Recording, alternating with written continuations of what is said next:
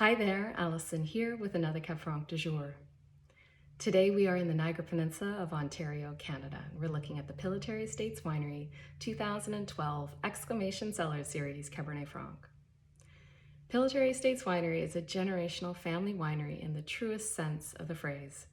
From a family of grape growers, Gary Pillitteri immigrated to Ontario, Canada from his native Sicily at the age of 12 in 1948.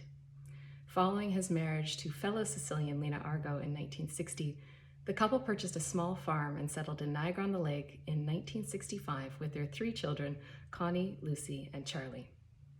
They cultivated tender fruit trees, and naturally they planted some grapevines as well.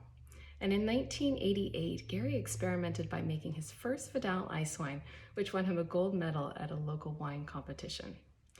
And this cemented the idea that a life of grape growing and winemaking in this emerging region was the direction that he needed to take. Today, the winery is collectively run by 3 generations of the Pillitteri family. And Gary and Lena are still very active in the day-to-day operations of the business, and they're farming around 100 acres of vitis, vinifera, and hybrid varieties. Well, before I get into the details of this wine, a bit more of a personal story. This video marks the 100th Cab Franc du jour since starting this effort officially in October 2020. And upon reflection of what wine I wanted to taste and talk about to mark this very special milestone, it only seemed fitting to go back to where it all began.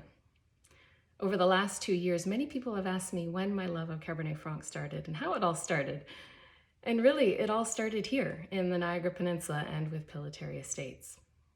My first job in the wine business was export manager for Pillitteri. It was a job that I started in August of 2007, and I held the position for 7.5 years.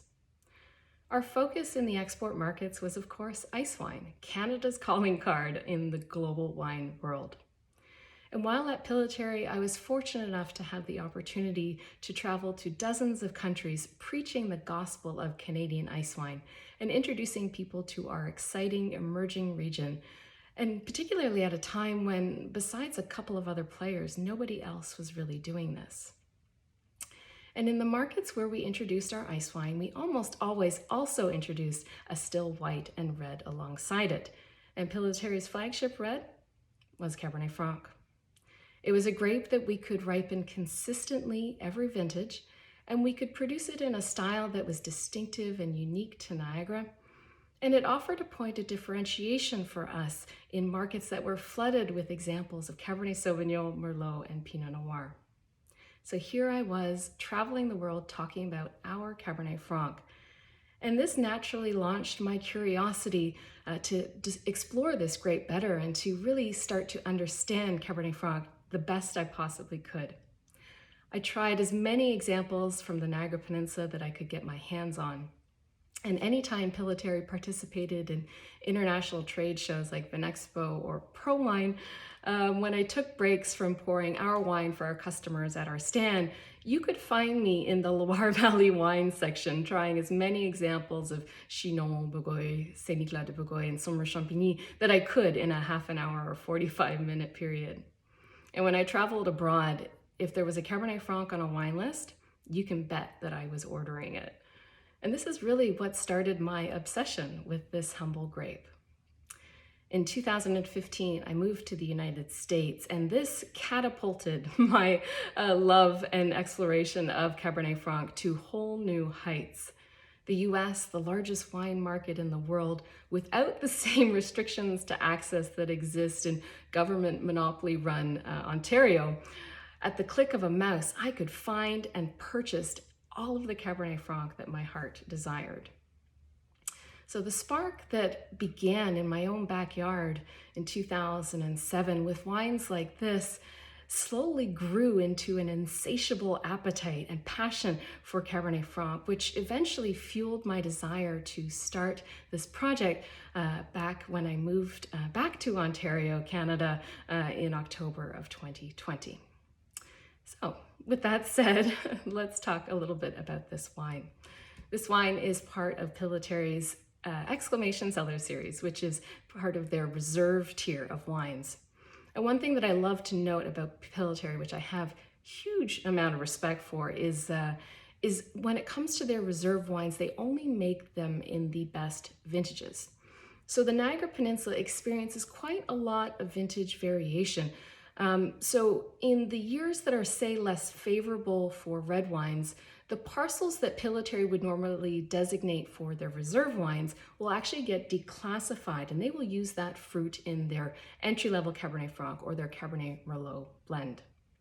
But 2012 was an exceptional vintage, and they actually had 2 tiers of reserve wines this year, their Exclamation Cellar series, as well as their Family Reserve series.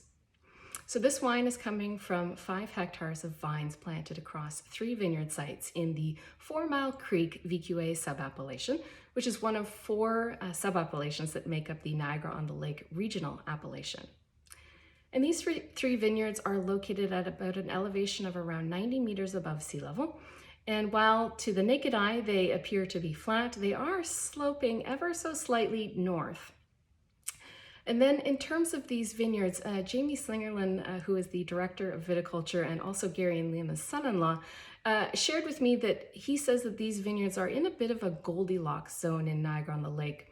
They're close enough to the lake that they get the warming benefits of the lake in the fall, which helps to delay frost and extend the ripening period. But they're also far enough away from the lake that they don't get the cold breezes that come off the lake in the spring and the fall that would otherwise impact vine growth and ripening. Now, in terms of soils, as is the case across the board in the Niagara-on-the-Lake regional appellation, the bedrock here is the Queenston Formation red shale. And then in terms of topsoil, the topsoil varies in texture, depth, as well as stoniness, depending on where you are in the appellation, but these are all glacially derived soils. Here in these vineyards, we have a sandy silt loam topsoil that's known locally as Halton Till. And this soil, in terms of actually in these vineyards, I should say, the depth is around 30 centimeters to as much as 90 centimeters, depending on the block. And then in terms of these soils, the subsoil here is also a clay loam. So we get sandy loam, silty sandy loam topsoil, we have a clay loam subsoil, so we have a nice balance between moisture retention as well as drainage. The vines were planted between 1992 and 1997. So in 2012, these vines would have been on average around 17 years of age. And the family is working with the clone 214 exclusively in these vineyards, and this is the Loire clone.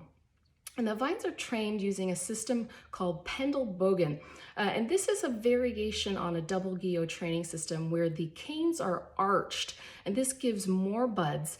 And Jamie explained to me that this it preserves yields in the event that there's frost, but it also means that he has a bit more choice when it comes time for cluster thinning in the fall.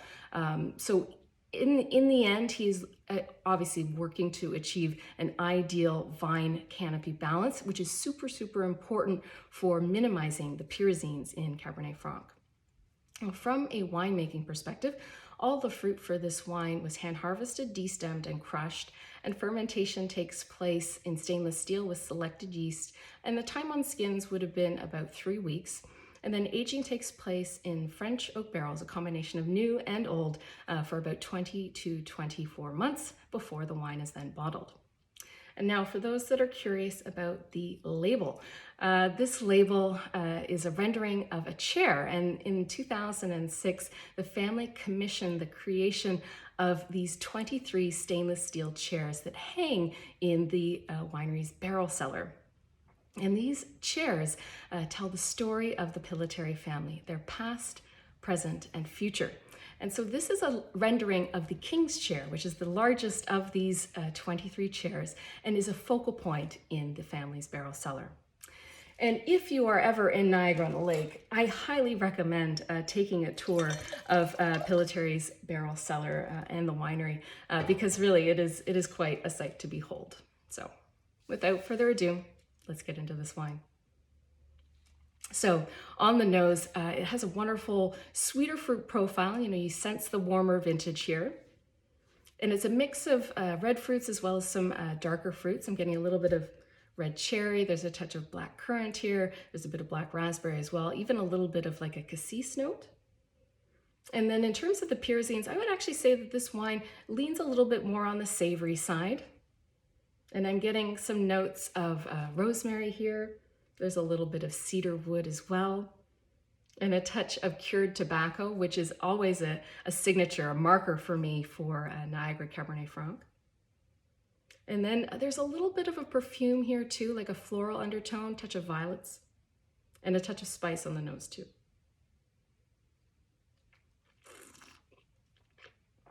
Now, in terms of the palate, those fruits come through bang on as they did on the nose. And now we're also getting into some tertiary layers here because, you know, this wine is 10 years old, so it's had a bit of time in the bottle. So we're getting a bit of that cigar box. There's some chocolate. There's a touch of coffee bean here as well. And again, that cured tobacco thing, which I find so distinctive for Niagara, is really coming through in this wine.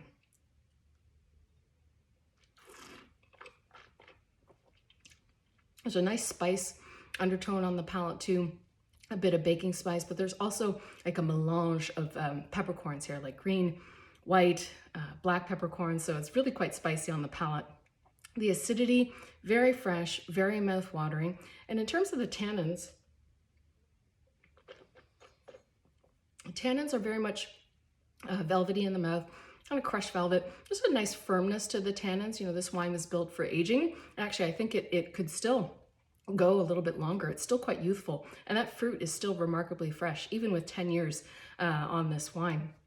The wine in general, it has a medium to medium plus body. There's a roundness, there's a fleshiness, there's a nice middle palate experience here, which I quite like. And the wine is serious. You know, there is a certain contemplative nature about this wine, which I really, really love. Yeah. So when I was tasting this earlier, it brought back a ton of memories because when I would travel to these trade shows for Pillitteri, you know, we would be seeing all these international customers, and it reminded me of the times when I would talk to people and they'd be like, okay, let's taste the ice wine. And I would always insist on tasting some reds and whites first. And so we would taste the white wines, and then I'd say, okay, time for reds. And most people would look at me and say, no, I'm not tasting a red from Canada. Are you kidding me? And then I would just look at them and I said, just one, just trust me, one red wine. And I'd pour them a glass, I'd slide it across the table. I wouldn't tell them what it was. And then I'd just sit back and watch as their eyes just go wide, their jaw drops, and they're like, how are you doing this in Canada? This is incredible. And those experiences were always so satisfying because the wines are gorgeous, and we can ripen Cabernet Franc so well here. And I think our soils and our climate is perfect for this grape variety. And it was always such a joy to pour this wine for people all around the world and talk about how Cabernet Franc was like the ideal grape for Ontario. And it's such a distinctive style. Niagara Cabernet Franc is not, it's not Bordeaux, it's not Loire, it's Niagara. And I hope that over the course of time, more and more people will have a chance to enjoy and try Niagara Cabernet Franc, regardless of where they are, and because the wines are really beautiful and they're quite distinctive. And just as a final note on this video and this wine, I just wanted to say thank you so much to everybody out there for all the love and the support and your endless enthusiasm for this project. And this is video 100, as I said, but there is a lot more to come, a lot more wines to talk about, a lot more regions to explore, and the future is bright, and I'm very excited for what we have in store, and I'm very grateful for every single one of you out there. And as I always say, I will be back again soon with another wine. Cheers.